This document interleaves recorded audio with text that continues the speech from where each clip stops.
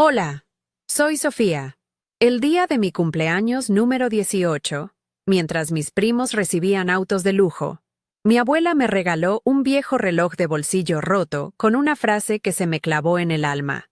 Para que recuerdes que tu tiempo para hacer algo valioso ya pasó. Esa fue la herencia que me dejó en vida. La certeza de mi propia insignificancia. ¿Alguna vez te han hecho sentir que no vales nada? ¿Precisamente por la persona de la que más esperabas un poco de amor? Antes de contarte cómo sus últimas palabras en su lecho de muerte se convirtieron en la llave de mi liberación, déjame un comentario diciéndome desde dónde me estás viendo y suscríbete al canal. Créeme, no querrás perderte lo que sucedió cuando todos creían que yo estaba acabada. Mi familia siempre ha vivido en un universo paralelo. Uno donde el valor de una persona se mide por el saldo de su cuenta bancaria, y el cinismo es una virtud.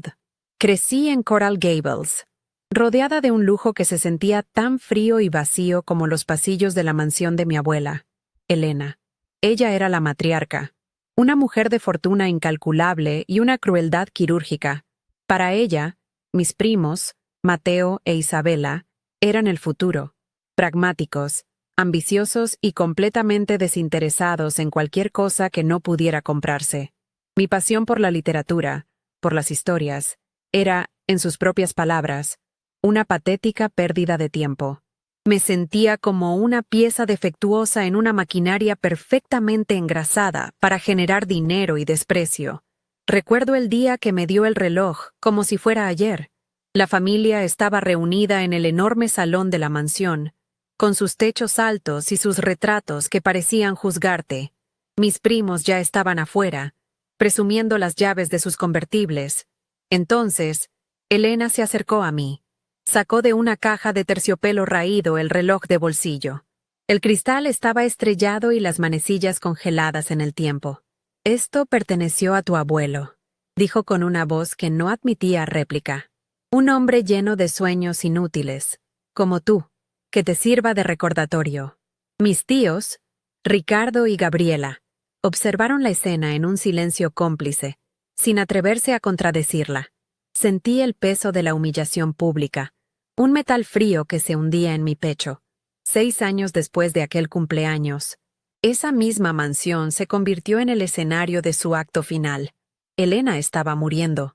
La noticia nos reunió a todos bajo el mismo techo, pero el ambiente no era de tristeza, sino de una tensión casi eléctrica, una espera ansiosa por el desenlace inevitable, la lectura del testamento. Caminar por esos pasillos era como moverse a través de un museo de afectos fallidos. Cada objeto costoso, cada obra de arte, parecía gritar la soledad en la que mi abuela había vivido y la codicia que había sembrado. Mis primos apenas disimulaban su impaciencia, hablando en susurros sobre acciones y propiedades, como buitres esperando su momento.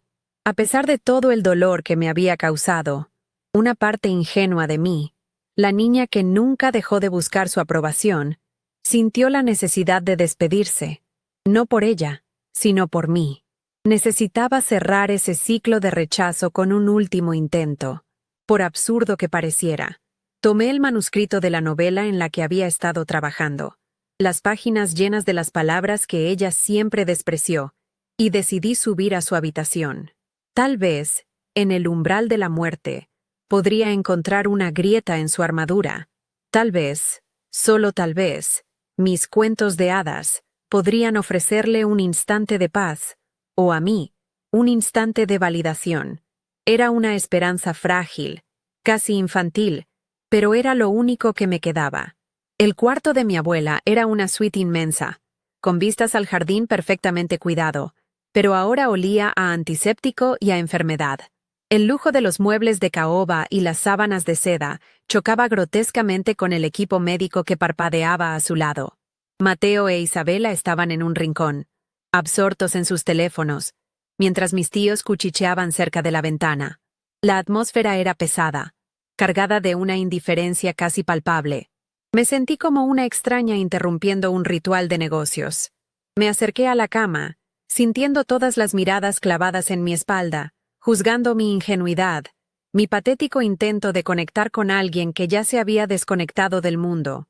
Con la voz temblorosa, empecé a leer un pasaje de mi novela, una historia sobre el perdón y el legado que dejamos atrás. Por un momento, creí ver que sus párpados se movían suavemente, y mi corazón dio un vuelco. Pero entonces, sus ojos se abrieron, y no había paz en ellos, solo el mismo hielo de siempre. Su voz, aunque débil y rasposa, cortó el silencio de la habitación con la precisión de un bisturí.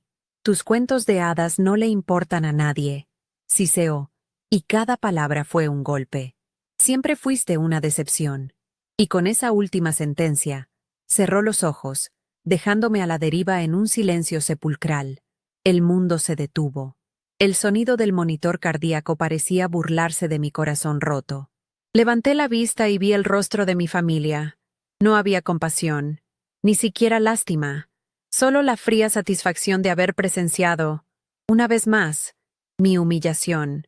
Isabela ni siquiera se molestó en ocultar una pequeña sonrisa de triunfo. Mi tío Ricardo desvió la mirada, incapaz de sostenerme el reto, mientras mi tía Gabriela se encogía de hombros, como si mi dolor fuera una simple molestia. En ese instante comprendí que la crueldad de mi abuela no era un acto solitario, era un sistema familiar, y yo era la única que se negaba a jugar según sus reglas. El reloj en mi bolsillo se sintió como una piedra, un ancla que me hundía. Salí de la habitación sin decir una palabra. No había nada que decir. Mientras caminaba por el largo pasillo, pasando junto a los retratos de mis antepasados, una extraña calma comenzó a apoderarse de mí. Era la calma que sigue a la devastación total, cuando ya no queda nada por perder. Sus últimas palabras no me habían destruido, me habían liberado, me habían quitado la última venda de los ojos. Ya no buscaría su aprobación, ya no mendigaría afecto donde solo había desprecio. Esa mansión no era un hogar, era una jaula de oro, y yo acababa de encontrar la llave para salir. La injusticia ya no era una herida abierta, sino una cicatriz que me recordaría quién era yo y, más importante aún, quién no quería ser jamás. Los días que siguieron a su muerte fueron extraños, suspendidos en una calma antinatural. La mansión, que siempre había sido ruidosa con sus órdenes y críticas, ahora estaba sumida en un silencio denso, pero no era un silencio de luto, era el silencio de la anticipación, el que precede a la repartición del botín. Mis primos, Mateo e Isabela, ya no se molestaban en disimular. Los escuchaba en los pasillos, sus voces resonando con una emoción que no era tristeza, sino codicia. Hablaban de tasar las obras de arte, de la cartera de acciones, de si era mejor vender la propiedad de Key Biscayne antes o después del verano. Me movía entre ellos como un fantasma, una pieza de mobiliario que no tenía voz ni valor. Para ellos, la matriarca había caído, y el reino estaba listo para ser dividido. Yo no formaba parte de esa ecuación. Una tarde, mientras estaba sentada en el jardín intentando encontrar un poco de aire que no estuviera viciado por la avaricia, Isabela se sentó a mi lado. Puso su mano sobre la mía, un gesto que pretendía ser de consuelo pero que se sentía como el toque de una araña. «Pobrecita, Sofía», dijo con un tono de voz perfectamente ensayado, el mismo que usaba con el personal de servicio. «Sé que la abuela fue especialmente dura contigo al final, pero no lo tomes como algo personal. Ella era así, práctica. Sabía que tú no estabas hecha para este mundo. Cada palabra era una daga envuelta en seda. No era compasión, era la confirmación de mi estatus, la reafirmación de que yo era la débil, la que no pertenecía. Quería gritarle, pero me quedé en silencio, dejando que su veneno se asentara, convirtiéndose en una fría capa de hielo alrededor de mi corazón. Esa noche, incapaz de soportar más la atmósfera tóxica de la planta principal, me refugié en la que solía ser mi habitación de niña, en el ala oeste de la casa. Hacía años que no entraba allí. El aire estaba cargado de polvo y de recuerdos. Encontré mis viejos libros de cuentos, mis cuadernos de dibujo llenos de mundos imaginarios. En el fondo de un cajón, hallé una fotografía descolorida. Yo, con unos 6 años, sentada en las rodillas de mi abuela, mientras ella me leía un libro. Recordé vagamente ese instante, la textura de su vestido, el sonido grave de su voz. Fue un destello de un pasado que parecía pertenecer a otra vida, un tiempo antes de que decidiera que yo era un error de cálculo en su linaje perfecto. Ese breve momento de calidez hizo que la frialdad de los años siguientes se sintiera aún más brutal y deliberada. Instintivamente, saqué el reloj de bolsillo del bolsillo de mi pantalón. La luz de la luna que se filtraba por la ventana se reflejaba en el cristal roto, creando un mosaico de sombras en mi palma. Lo sentía pesado, como si contuviera todos los minutos de mi vida en los que me había sentido invisible. Con una mezcla de frustración y curiosidad ociosa, intenté abrir la tapa trasera con la uña. Estaba sellada, atascada por el tiempo y el desuso. Tiré con más fuerza, pero no cedió. El reloj no era solo un recordatorio pasivo de mi supuesta inutilidad. Era un objeto cerrado, un secreto que se negaba a ser revelado, una metáfora perfecta de mi relación con mi abuela. Era un enigma sin solución, y en ese momento me sentí tan impotente para abrirlo como lo había sido para abrir su corazón. Al día siguiente, la familia se reunió en la biblioteca para finalizar los detalles del funeral. El señor Martínez, el abogado de toda la vida de mi abuela, estaba presente, con un rostro impasible que no revelaba nada. Mi tío Ricardo, asumiendo su papel de nuevo patriarca, dirigía la conversación. «Mateo, tú darás el primer discurso», declaró sin siquiera preguntar. «Es importante que nuestros socios comerciales vean una transición de liderazgo fuerte y estable. Gabriela, mi tía, añadió rápidamente, e Isabela, podría hablar de su lado más humano, su filantropía, su amor por el arte. Será bueno para la imagen pública». Discutieron sobre quién hablaría y qué dirían como si estuvieran planeando una estrategia de relaciones públicas. Yo estaba sentada en un rincón y ni una sola vez sus miradas se posaron en mí. La escritora de la familia no tenía palabras que valieran la pena ser escuchadas. El día del funeral fue un espectáculo de riqueza y falsedad. La iglesia de Coral Gables, con sus vitrales imponentes y sus bancos de madera oscura, estaba repleta de la élite de Miami.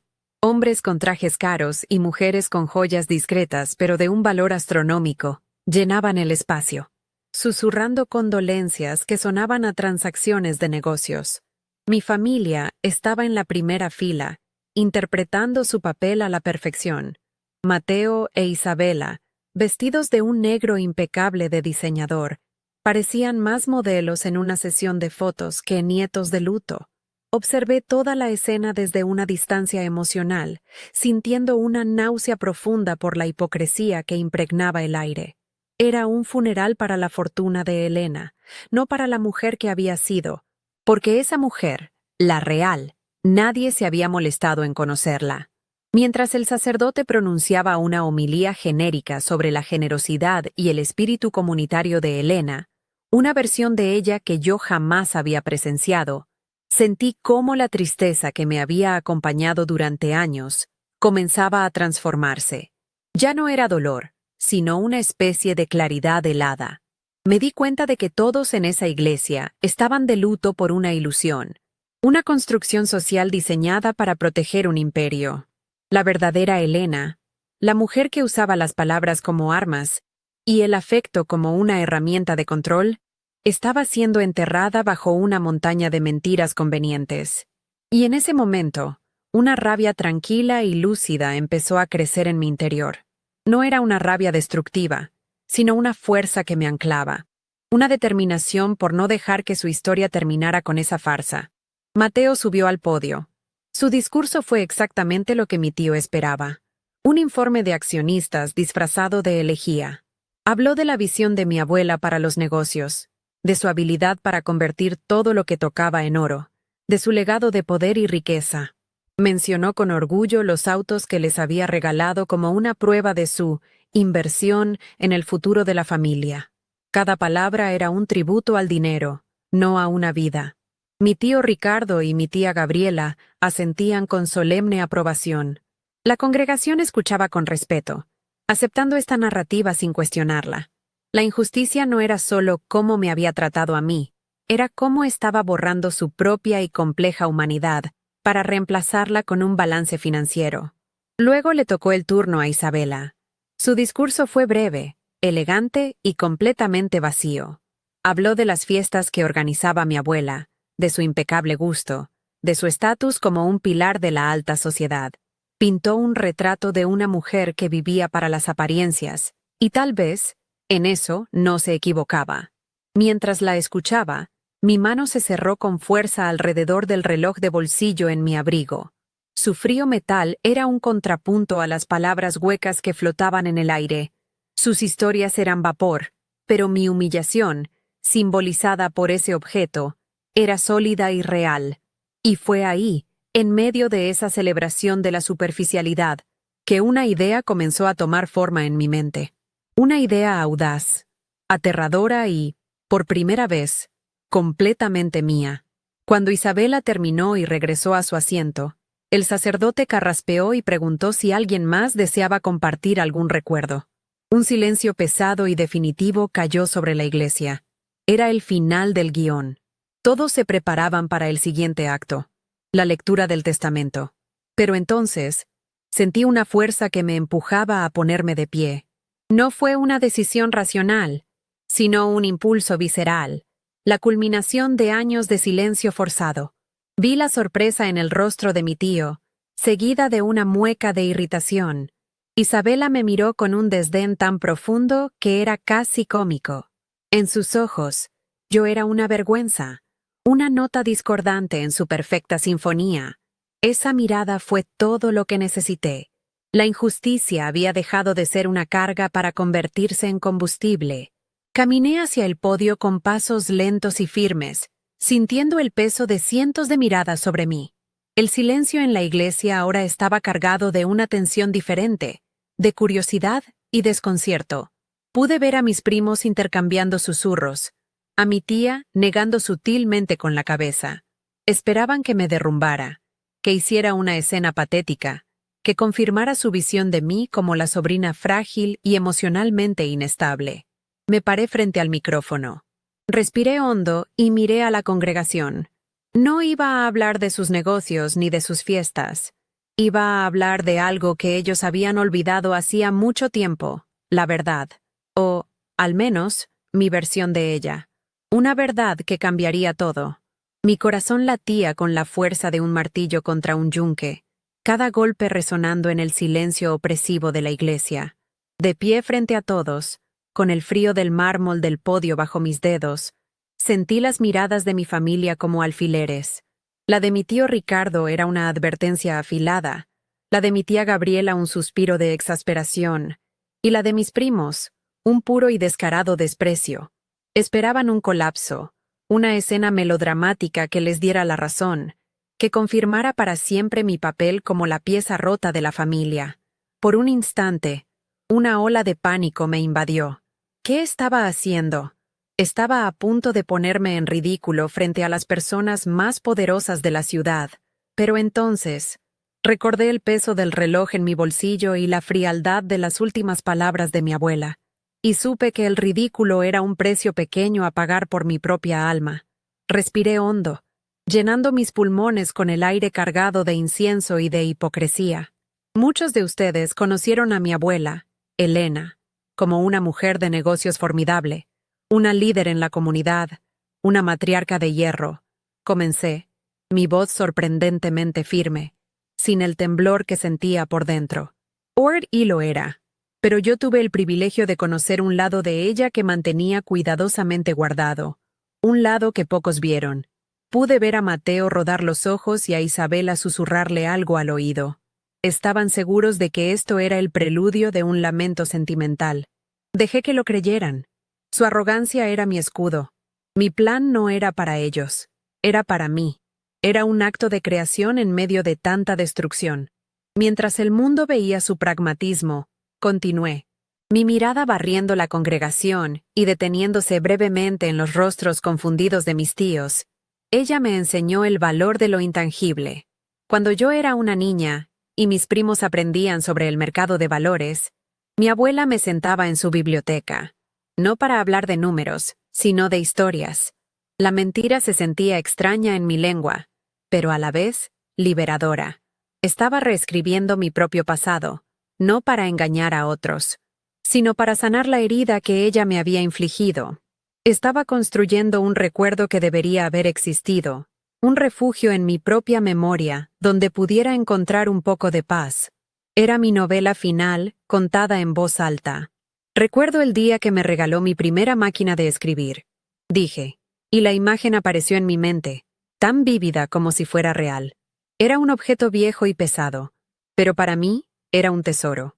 Me dijo que mientras mis primos construirían imperios con ladrillos y acero, mi trabajo era construir mundos con palabras. En ese momento, vi la primera grieta en la compostura de mi tío Ricardo. Su ceño se frunció, no de ira, sino de pura y genuina confusión. No recordaba tal evento porque nunca sucedió. La historia que estaba tejiendo era tan ajena a su realidad que por un momento lo desarmó. Y en esa pequeña victoria, encontré la fuerza para seguir adelante, para hacer la historia aún más creíble, más hermosa. La confusión en el rostro de mi familia se convirtió en mi combustible. Ella leía cada borrador de mis cuentos, cada poema torpe que escribía en mi adolescencia. Era mi crítica más dura. Sí, pero también mi más ferviente admiradora secreta. Creía que la verdadera riqueza no estaba en las bóvedas de los bancos, sino en la capacidad de conmover a otro ser humano, de dejar un legado que no se pudiera tasar. El silencio en la iglesia era ahora absoluto. Ya nadie tosía ni se movía en su asiento. Estaban cautivados, no por la mujer que describía, sino por la convicción en mi voz. Estaba interpretando el papel de mi vida, y por primera vez me sentía completamente en control del escenario. Miré directamente a mis primos. La sonrisa de Isabela se había desvanecido, reemplazada por una máscara de incredulidad. Mateo me miraba fijamente, como si intentara descifrar un código complejo. Una vez me dijo algo que nunca olvidaré. Continué, acercándome al clímax de mi ficción. Me tomó de las manos y me dijo, Sofía, nunca dejes que nadie te convenza de que tus sueños son inútiles. En este mundo de cifras frías, las palabras son más valiosas que el oro, porque tienen el poder de cambiar corazones. Y la frase, tan opuesta a todo lo que Elena representaba, flotó en el aire, cargada de una ironía que solo yo podía saborear. Era mi venganza silenciosa, una que ellos ni siquiera podían comprender. Con esa última frase, terminé. Esa es la abuela que yo recordaré, y es el legado que prometo honrar. No dije más, no hacía falta. Me di la vuelta y caminé de regreso a mi asiento con una calma que no sentía, pero que proyectaba con cada fibra de mi ser.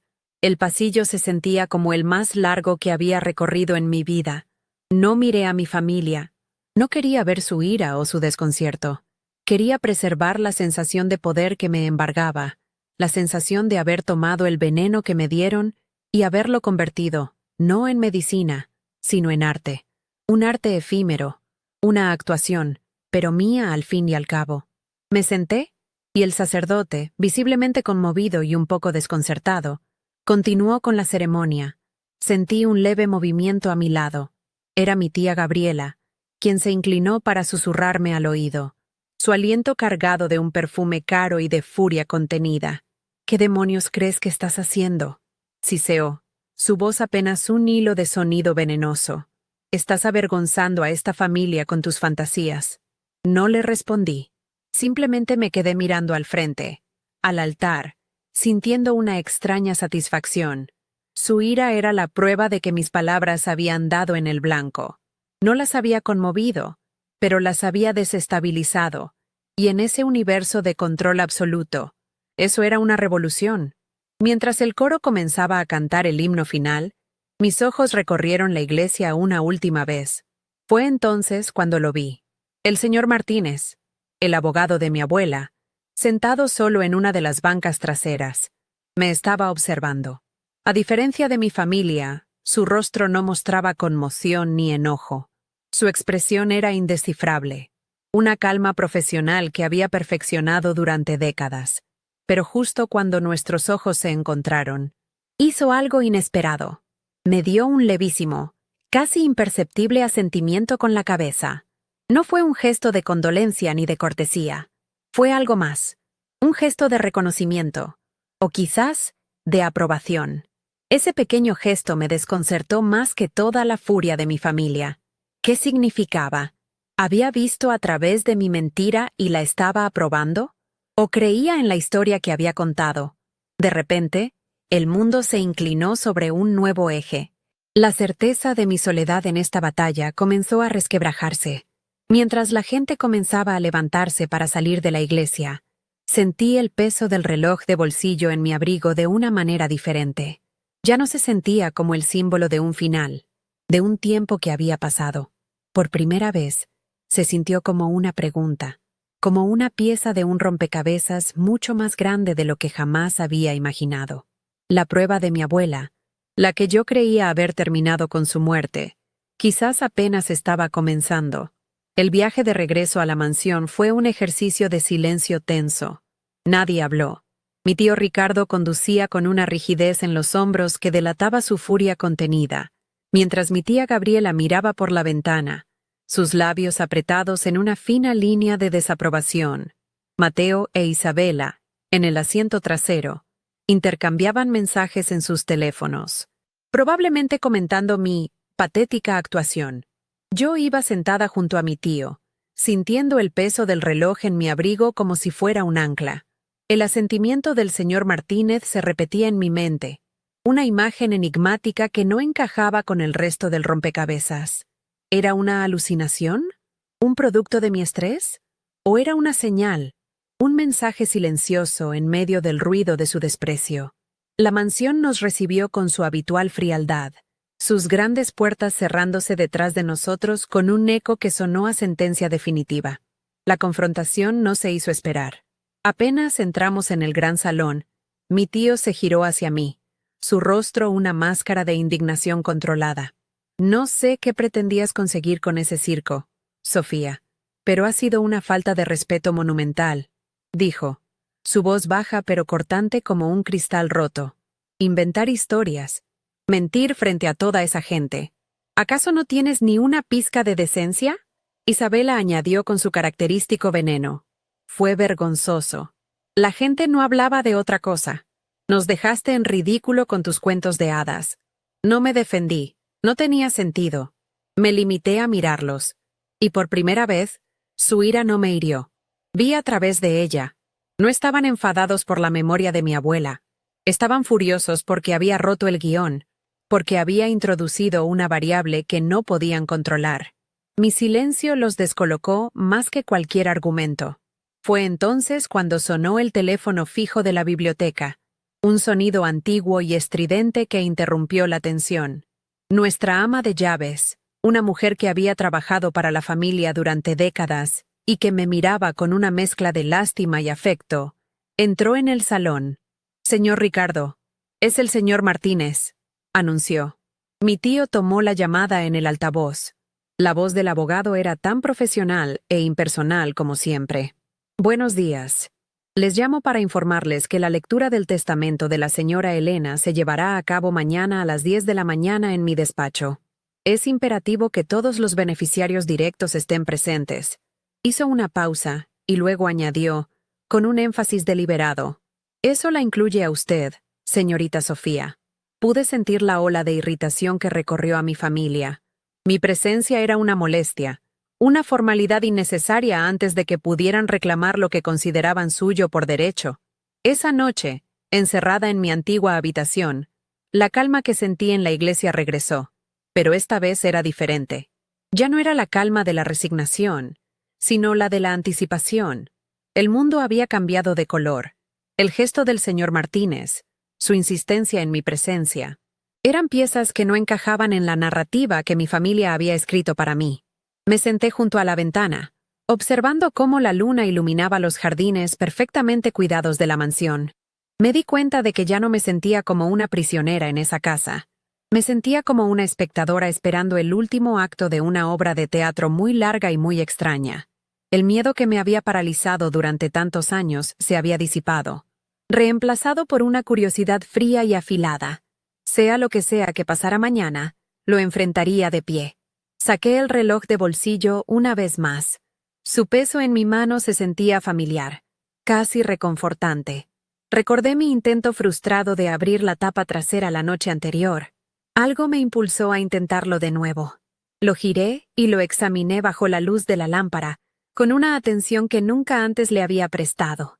Fue entonces cuando lo vi. No era un rasguño, ni una abolladura. Era una línea finísima, casi invisible, que bordeaba el perímetro de la tapa, justo donde el grabado de las iniciales de mi abuelo se interrumpía. No parecía parte del diseño original. Con la uña, presioné en un punto concreto de esa línea y, para mi sorpresa, sentí un ligero clic. La tapa no se abrió, pero algo dentro se había movido. Mi corazón empezó a latir más rápido. El reloj no era un simple recordatorio. Era un mecanismo. Un secreto esperando ser descubierto. La mañana siguiente, el desayuno fue una ceremonia de silencio sepulcral. Mis tíos y mis primos ya estaban sentados a la mesa cuando bajé. Mateo e Isabela vestían trajes de negocios de un color negro tan oscuro que parecían absorber la luz de la habitación. Parecían listos para una fusión empresarial, no para la lectura de un testamento familiar. Me sirvieron café sin dirigirme la palabra. Sus movimientos rígidos y calculados. El aire estaba tan denso que se podía cortar con un cuchillo. Yo me limité a comer en silencio, sintiendo el reloj en mi bolsillo, su secreto ahora latiendo al unísono con mi pulso. Su indiferencia ya no me afectaba. Estaba en mi propio mundo, preparándome para una revelación que ni siquiera podía empezar a imaginar. Decidimos ir en coches separados. Ellos, en el sedán de lujo de mi tío. Yo, en mi viejo y modesto auto. Mientras conducía por las calles de Coral Gables hacia el distrito financiero de Brickell, sentí que cada kilómetro me alejaba más de la persona que había sido. Los imponentes rascacielos de cristal y acero se alzaban contra el cielo azul de Miami, un mundo de poder y ambición que siempre me había parecido ajeno y hostil. Pero hoy, lo veía de otra manera. No era un mundo al que quisiera pertenecer, pero era el campo de batalla donde se decidiría mi futuro. Apreté el volante. Una resolución fría asentándose en mis huesos. No iba a esa reunión como una víctima. Iba como la nieta de Elena. Y por primera vez, sentía que entendía lo que eso realmente significaba. La oficina del señor Martínez ocupaba una planta entera de uno de esos rascacielos. Las paredes eran de cristal, los muebles de diseño minimalista y el suelo de un mármol tan pulido que reflejaba nuestros rostros tensos. Una asistente nos condujo a una sala de conferencias con una vista panorámica de la bahía. La belleza del paisaje contrastaba brutalmente con la fealdad de la situación. Mis primos se sentaron juntos, hablando en voz baja sobre el mercado inmobiliario, como si ya estuvieran decidiendo qué hacer con las propiedades. Mi tío revisaba correos en su teléfono, impaciente. Me trataban como si fuera un mueble, una parte invisible del decorado. La humillación era tan familiar que casi no la sentí. Era el último coletazo de un sistema que estaba a punto de romperse. El señor Martínez entró puntualmente a las 10. Su traje era impecable. Su rostro una máscara de neutralidad profesional. «Buenos días a todos», dijo, su voz resonando en la sala silenciosa. Nos saludó a cada uno con un asentimiento de cabeza, pero cuando sus ojos se posaron en mí, noté una chispa, un reconocimiento casi imperceptible que duró un segundo más de lo necesario. Colocó un grueso portafolio de cuero sobre la larga mesa de caoba. El sonido sordo hizo que todos se callaran al instante. Ese portafolio contenía el testamento. Contenía el final de la historia. La anticipación en la sala era casi física, una presión que me oprimía el pecho. Mi familia se inclinó ligeramente hacia adelante, como depredadores a punto de reclamar su presa. Justo cuando pensaba que iba a abrir el portafolio y empezar a leer, el señor Martínez se detuvo. Levantó la vista y me miró directamente a los ojos, ignorando a los demás. Antes de proceder con la lectura formal del último testamento y voluntad de la señora Elena, comenzó, su tono cambiando sutilmente, volviéndose más personal. Hay un asunto preliminar, una instrucción específica que ella me dejó y que debo abordar primero. Y es un asunto que le concierne únicamente a usted, Sofía. El silencio que siguió fue absoluto, roto solo por el sonido de mi propia respiración. Todos los ojos se giraron hacia mí, llenos de confusión y una creciente sospecha. Mi mano, por instinto, fue a mi bolsillo, cerrándose sobre el frío metal del reloj. El abogado vio el gesto, y su mirada bajó hacia mi mano. «Veo que lo ha traído», dijo en voz baja. «Perfecto, porque todo empieza con eso». La declaración del señor Martínez cayó en la sala de conferencias como una piedra en un estanque de aguas tranquilas. El silencio se hizo añicos, reemplazado por una ola de incredulidad y hostilidad. «¿De qué está hablando?», espetó mi tío Ricardo, su voz tensa rompiendo la calma profesional del abogado. «Ese reloj es un pedazo de chatarra que mi madre usó para humillarla. Deje de perder nuestro tiempo con estos juegos y lea el testamento». El señor Martínez ni se inmutó. Su mirada permaneció fija en mí, con una calma que era a la vez desconcertante y extrañamente tranquilizadora. «Señorita Sofía», dijo, su voz suave pero firme, «por favor, coloque el reloj sobre la mesa». Con el corazón martillándome en el pecho, sentí las miradas de mis primos como dagas. Obedecí, deslizando el frío objeto de metal sobre la pulida superficie de caoba. Su peso parecía haber aumentado, cargado ahora con el destino de todos nosotros. El abogado juntó las manos sobre la mesa, creando un pequeño templo con sus dedos. Elena era una mujer compleja. Comenzó, dirigiéndose a la sala pero sin dejar de mirarme a mí. Sus acciones rara vez eran lo que parecían en la superficie. Ese reloj no fue un regalo de desprecio, fue una invitación, una prueba de percepción. Hizo una pausa, permitiendo que sus palabras se asentaran. ¿Ha logrado descifrarlo, Sofía? Toda la atención se centró en mí. La burla en el rostro de Isabela era palpable. Recordé la noche anterior, la luz de la lámpara, mis dedos explorando la superficie gastada del metal. Hay una línea», dije. Mi voz apenas un susurro. Una costura casi invisible en la tapa trasera. Anoche, cuando presioné un punto específico, algo hizo clic. Sentí una oleada de validación cuando el señor Martínez asintió lentamente, una casi imperceptible sonrisa formándose en sus labios. Mi descubrimiento no había sido una casualidad, había sido el primer paso. «Por favor, hágalo de nuevo», me indicó. Con manos temblorosas, tomé el reloj. Localicé la pequeña imperfección en el grabado y presioné con la uña. Esta vez, el clic fue más fuerte y, con un suave silbido, la tapa trasera se abrió por completo. Un jadeo colectivo llenó la sala. Mi tío se inclinó hacia adelante, sus ojos desorbitados por la sorpresa.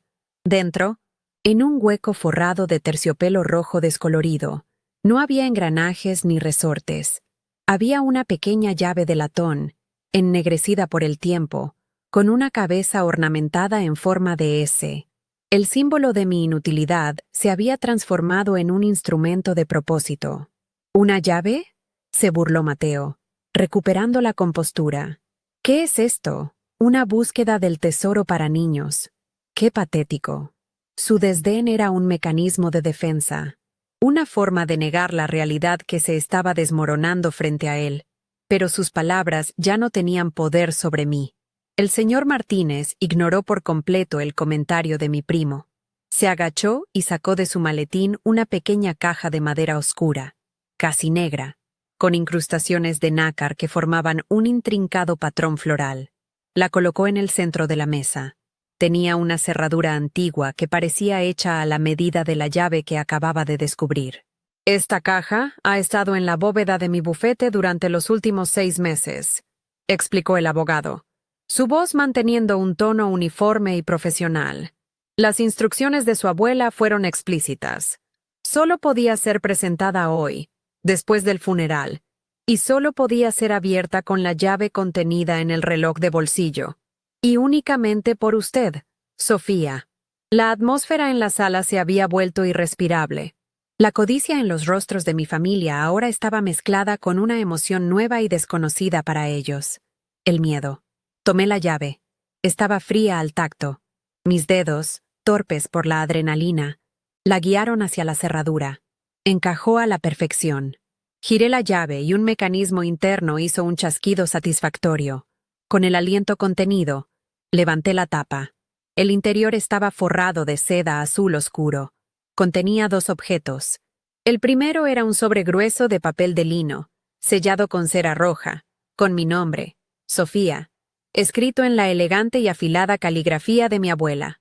A su lado, yacía un fajo de documentos, atado con una cinta de seda del mismo color azul, con el sello oficial de la notaría. Era inconfundible, era otro testamento. El señor Martínez vio mi mirada interrogante y señaló el portafolio que había traído inicialmente. Ese, dijo con calma, es el testamento anterior. Una formalidad para mantener las apariencias hasta este momento. Mi tío Ricardo se puso de pie de un salto, su silla chirriando contra el suelo de mármol. Su rostro estaba rojo de ira. Esto es un circo, Martínez. Una farsa. El testamento de mi madre es el que usted tiene en ese portafolio. Hemos sido informados de sus contenidos generales durante años. Esto es un fraude. Su voz retumbó en la sala, pero el abogado permaneció impasible, como una roca contra la que rompían las olas de su furia. Le pido que se calme, Ricardo, respondió con una frialdad glacial. El documento que usted conoce fue revocado. Dijo, señalando el fajo de papeles en la caja, es el último testamento y voluntad de Elena de la Vega, firmado y atestiguado hace 2 meses. Es legalmente vinculante y anula cualquier documento anterior, y le aseguro que su validez es inexpugnable.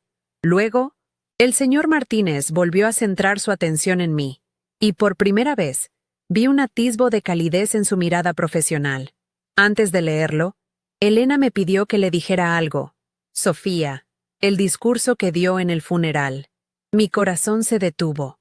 Pensé que me iba a reprender por mi mentira. Ella no podía saber qué diría, por supuesto, pero confiaba en quién es usted. Confiaba en su carácter. La confusión en los rostros de mis tíos y primos era total. No entendían nada. ¿Qué tiene que ver un discurso sentimental con todo esto?, espetó Isabela, su voz cargada de impaciencia y desprecio.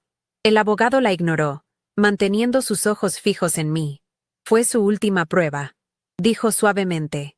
Y con esas 4 palabras, el mundo entero se reconfiguró a mi alrededor.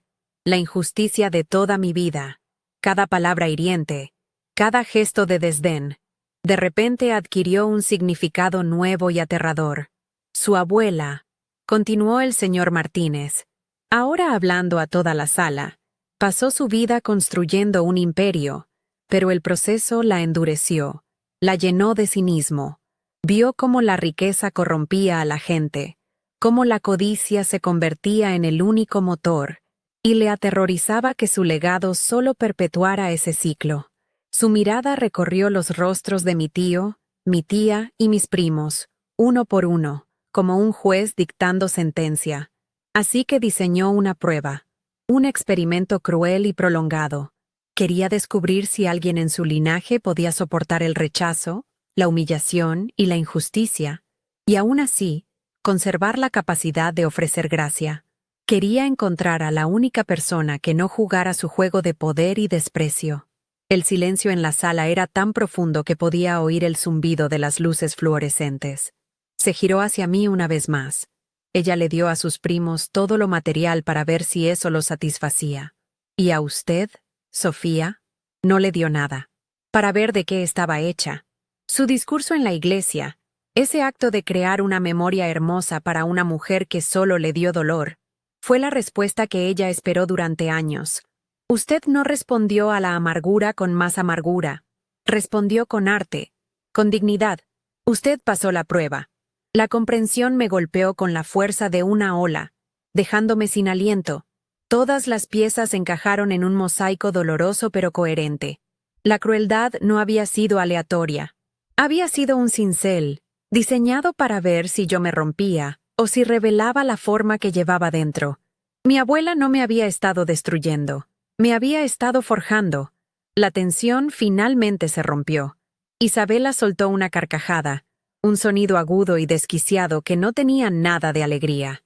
Esto es lo más ridículo que he oído en mi vida. ¿Una prueba? Era una vieja loca y cruel. Eso es todo.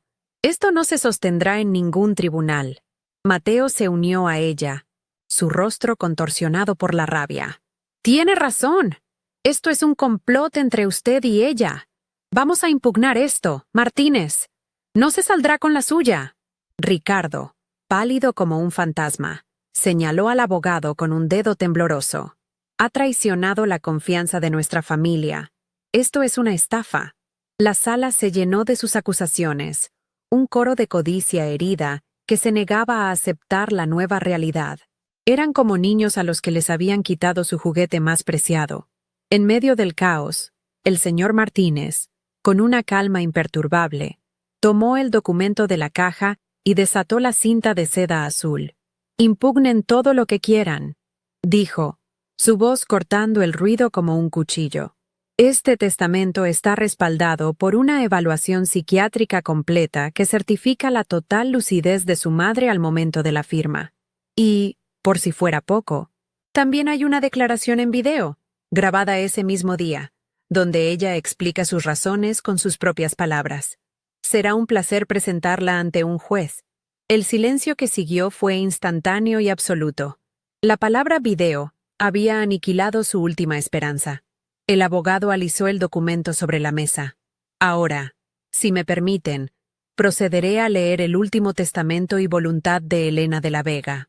La partida había terminado. Y yo, la jugadora que ni siquiera sabía que estaba en el tablero, había ganado. El señor Martínez comenzó a leer.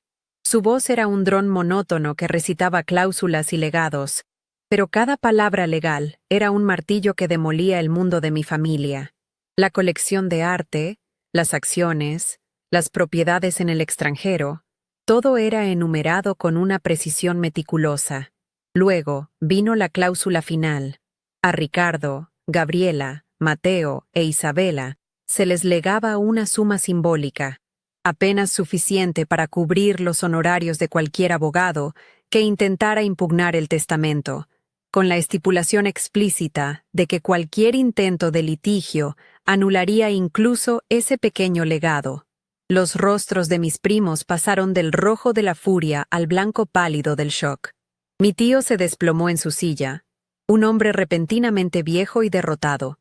El resto, la totalidad del patrimonio de Elena de la Vega, me fue conferido a mí, Sofía. El silencio que siguió fue más pesado que cualquier grito.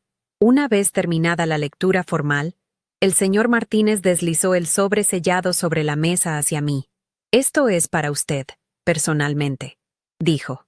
Mis dedos temblaron al romper el sello de cera. La familia me observaba, sus ojos vacíos, como si vieran un fantasma. La carta estaba escrita en el papel de lino más fino, y la caligrafía de mi abuela era tan nítida y controlada como siempre. «Sofía», comenzaba, «si estás leyendo esto, significa que no te rompiste.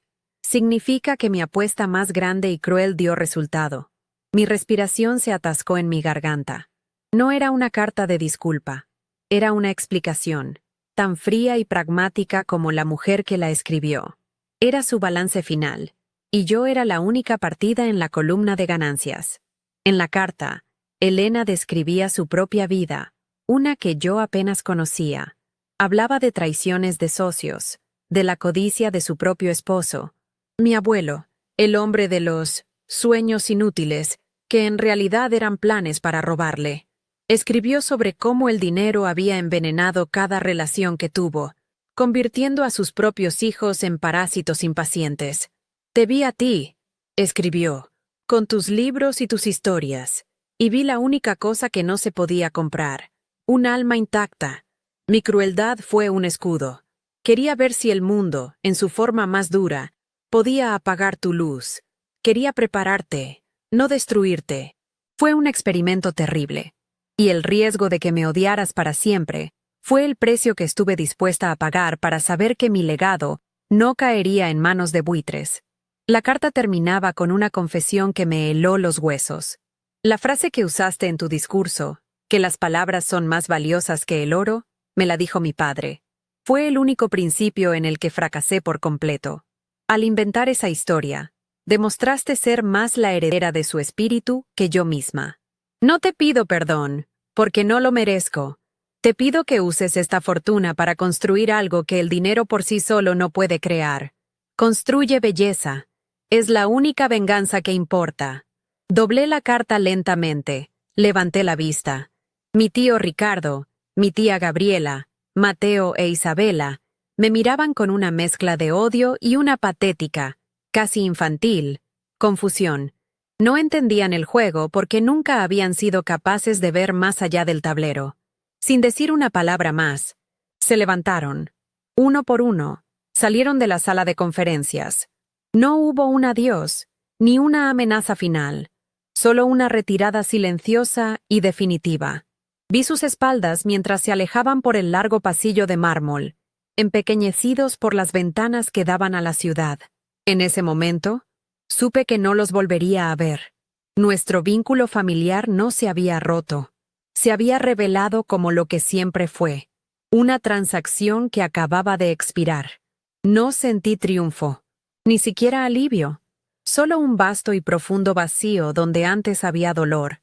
La guerra había terminado, y yo era la única que quedaba en el campo de batalla. Salí del edificio y el sol de Miami me cegó por un momento. El aire se sentía diferente, más ligero.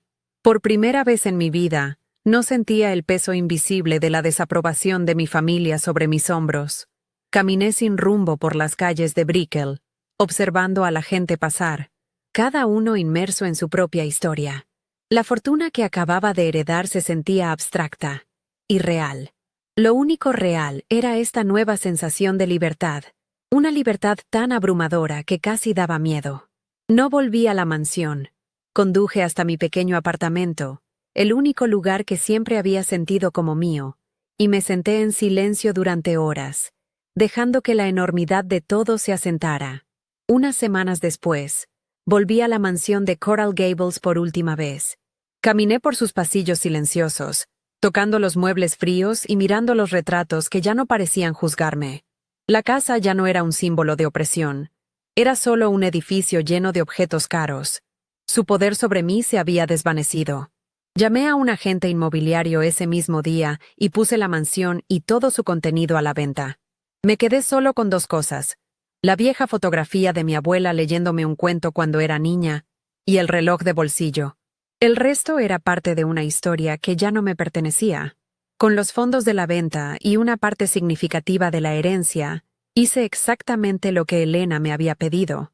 Creé la Fundación Elena de la Vega, dedicada a apoyar a jóvenes escritores que, como yo, creían que las palabras tenían el poder de construir mundos. Nuestro primer proyecto fue comprar y restaurar un edificio histórico en el centro de la ciudad y convertirlo en un centro literario, un lugar lleno de luz, libros y conversaciones, un lugar donde los sueños inútiles eran el activo más valioso. Fue mi respuesta a su legado de cinismo, mi forma de reescribir el final de nuestra historia.